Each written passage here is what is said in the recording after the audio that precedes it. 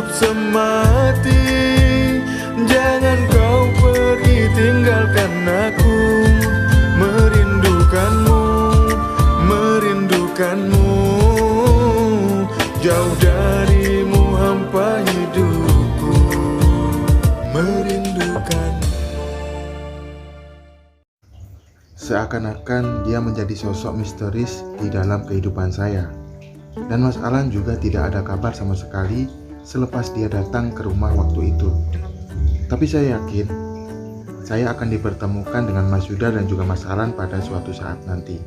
Di situ saya mulai menabung sedikit demi sedikit.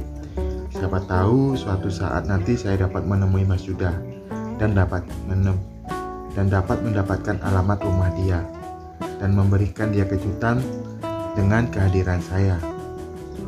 Untung ada teman-teman baru saya di pabrik yang selalu menghibur saya.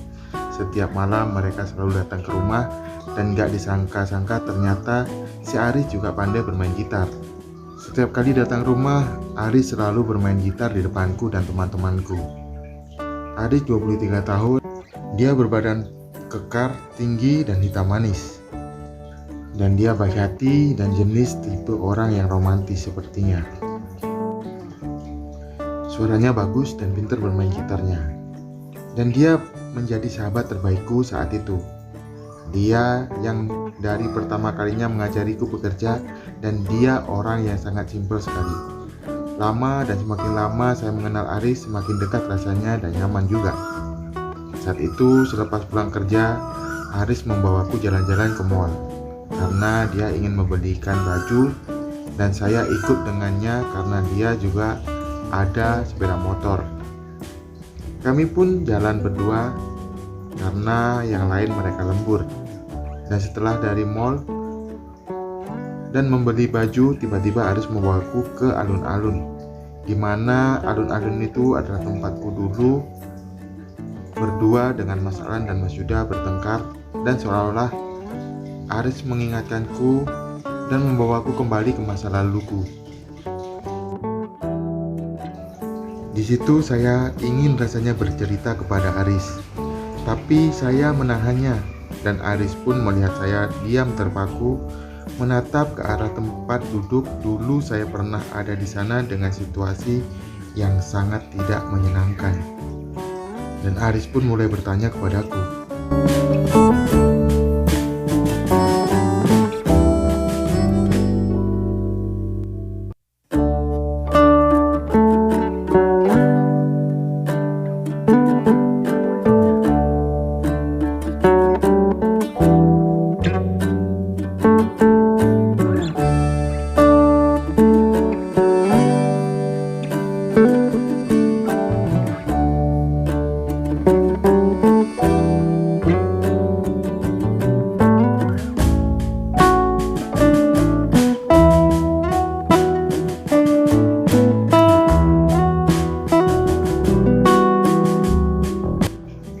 saat itu Aris penasaran dan dia terus mendesakku untuk bercerita apa yang sebenarnya terjadi. Tapi saya benar-benar belum siap untuk menceritakan semuanya. Setelah saya pikir sepertinya nggak pantas menceritakan aib saya dulu ke orang lain. Apalagi saya belum benar-benar mengenal dia. Dan akhirnya saya memilih diam dan batal bercerita kepadanya. Dan Aris pun sedikit kecewa saat itu, karena rasa penasarannya belum terjawab olehku. Dan akhirnya kami berdua pun pulang karena waktu sudah terlalu malam. Aris pun menginap di rumah saya, dan malam itu dia curhat dengan saya tentang kehidupannya. Dia bercerita tentang mantan pacar-pacarnya dulu. Berkali-kali pacaran nasibnya selalu ditinggalkan. Di saat dia sayang-sayangnya kepada pacar-pacarnya itu.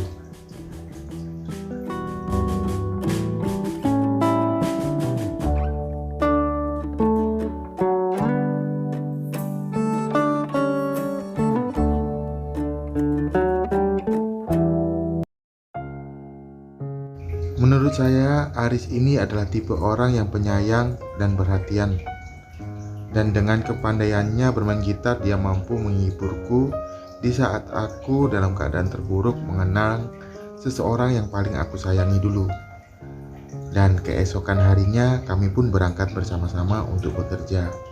Dia orang yang rajin sekali, dan dia bisa bilang paling usil karena selalu mengerjaiku di setiap hal apapun. Waktu demi waktu pun berganti, dan sore itu pun saya berada di kamar mandi, dan HP saya berdering. Aris terus mengangkat telepon itu.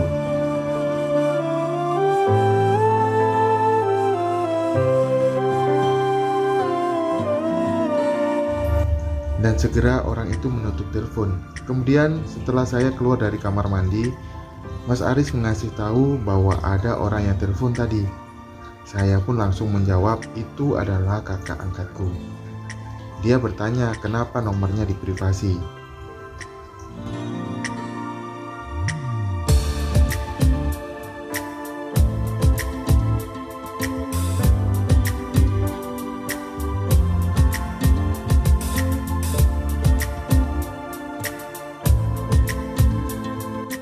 Dan malam harinya saya mendapatkan sebuah SMS.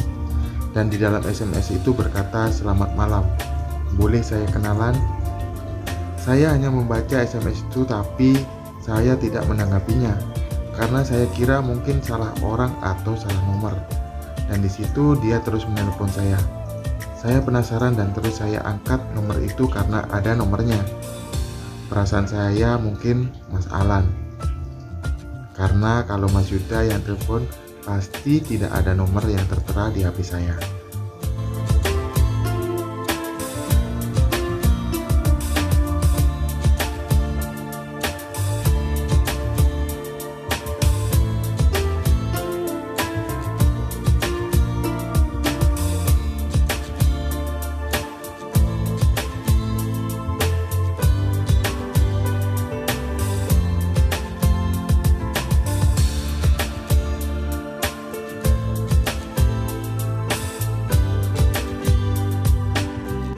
Dan ternyata penelpon itu adalah Mas Aris. Dengan ciri khas nada dia yang selalu mengacauku setiap hari, dan saya percaya dia Mas Aris. Dia memang rese dan terus menutup telepon itu. Dan keesokan harinya saya pun bertemu dengan dia. Dan pagi hari itu pun saya terus melabraknya dan memukul dia sambil tertawa, "Kenapa kamu rese sekali sama saya?" Dia hanya tertawa lebar dan memukulku, dan dia pun tersenyum dan menjawab,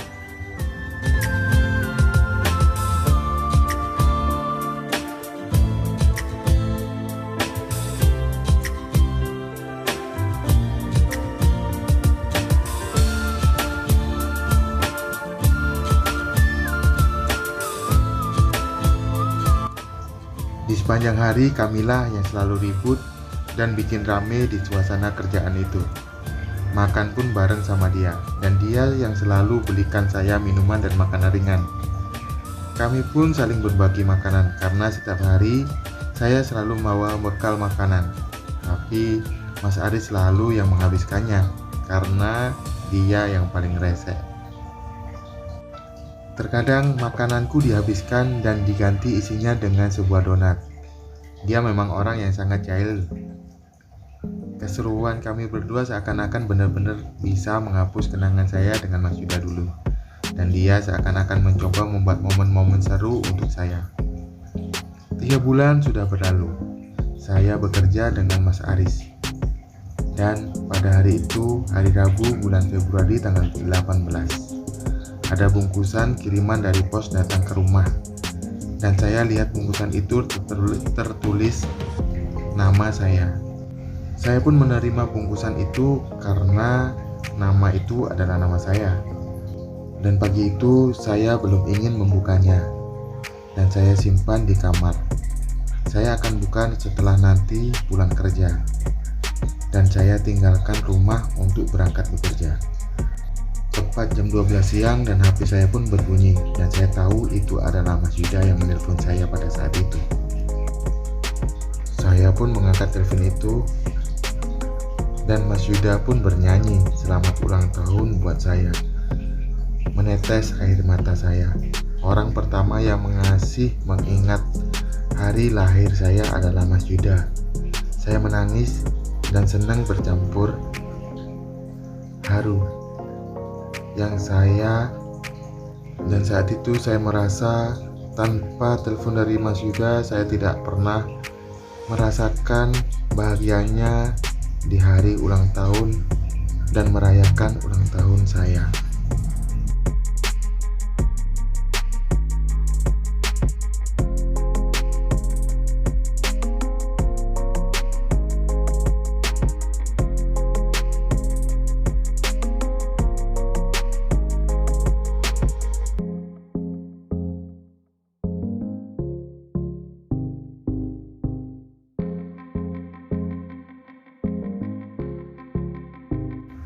Belum habis rasa kangenku kepada Mas Yuda, dia sudah menutup telepon dan hilang.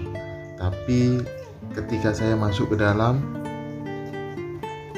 ternyata 4 orang yang sudah bersedia melempariku dengan telur dan tepung, termasuk Mas Ahmad, bos saya, pemilik usaha ini. Mereka tahu dari Mas Aris. Mereka tahu ulang tahun saya dari Mas Aris yang tidak sengaja mendengar telepon saya dengan Mas Yuda tadi. Dan suasana menjadi ramai ketika mereka bernyanyi lagu-lagu ulang tahun untuk saya. Pengalaman pertama ulang tahunku disambut dengan kawan-kawan dekatku. Tak lupa juga ternyata Mas Aris juga membuat kue ulang tahun yang khusus dan spesial buatku untuk dibawa pulang nanti. Dia pandai membuat kue dan di situ dilukislah namaku dan ucapan-ucapan selamat ulang tahun darinya. Dia membuat satu roti besar yang katanya dibuat khusus dan spesial untuk saya di hari ulang tahun ini. Dan akhirnya saya pun pulang kerja dengan membawa kue buatan Mas Aris. Kami pun makan bersama-sama dengan keluarga, dan keluargaku senang saya kerja di pabrik itu. Karena setiap hari hampir saya membawakan putih telur bekas membuat roti karena tidak semua putih telur dipakai untuk membuat roti. Dan hampir setiap hari bosku menyuruhku untuk membawa putih telur ini pulang. Dan saya pun segera masuk ke kamar untuk membuka isi kado yang pagi tadi saya terima dari bos. Di situ memang tertulis jelas nama dan alamat pengirimnya. Ternyata benar, nama pengirim itu adalah Mas Yuda, dan alamat rumah itu saya simpan dan bungkusan itu isinya adalah sebuah baju dan jaket. Baju berwarna abu-abu dan juga jaket kulit. Jaket ini adalah jaket kesayangan Mas Yuda pada saat itu. Dan mungkin karena sudah tidak muat, dia mengirimkan jaket ini untuk hadiah. Kado paling istimewa adalah jaket ini, lengkap dengan bau parfum aroma Mas Yuda. Dengan senang hati saya memakai jaket itu. Dengan perasaan bahagia saya terus memakai jaket itu dan mencium wangi Mas Yuda. Seakan-akan saya merasa berada di dalam pelukannya Mas Yuda pada saat itu juga.